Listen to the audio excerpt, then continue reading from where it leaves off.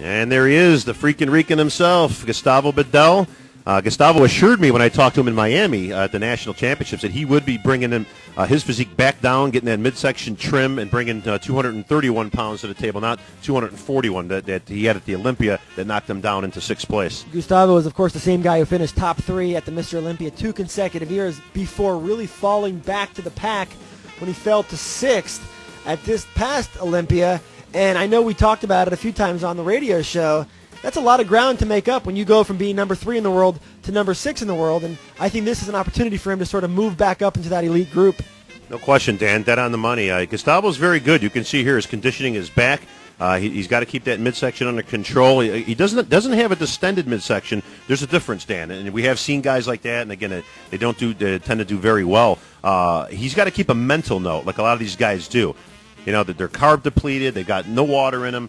You get tired out very, very quickly when you're on that stage. But you have to have the professionalism and the cognizance to keep your stomach in and keep it tight at all times. You know, that's the one thing that separates bodybuilding from any other sport, Dan, is that it's all out there. You can't hide anything when you're out there wearing a slingshot, for posing trunks. Bob, give us an analysis of Gustavo's physique today. Gustavo looks good. He's in great condition. I'm not so sure that he's at his best. I think I've seen him a little bit better. You can see, especially in the lower back area, he's not as crisp as I would like to see him. That side shot right there, Dan, again, those obliques and serratus, you've got to keep all that tight. Again, he looks good. I would say he's probably at about 95, 96%.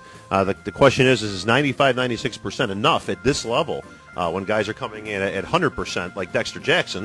Is that going to be enough to get him over the hump? And Gustavo's got his hands full, I can tell you that right now. Phil, Victor Martinez, we have yet to see. Tony Freeman looked very good. And don't forget, Dan, Tony was right on Gustavo's heels at the Olympia. But even though Gustavo was off, Tony he still managed to edge out Tony Freeman, so he may have the edge coming in here. Well, and there it is, Gustavo Bedell, a 2-time IFBB champion. This really all comes down at this point to Victor Martinez. Victor Martinez is the wild card. We know what Victor can look like. Head of turn number 8 from Spain, Silvio Samuel. That he's capable of. It is his show to win or lose at this point. Now, if Victor is off...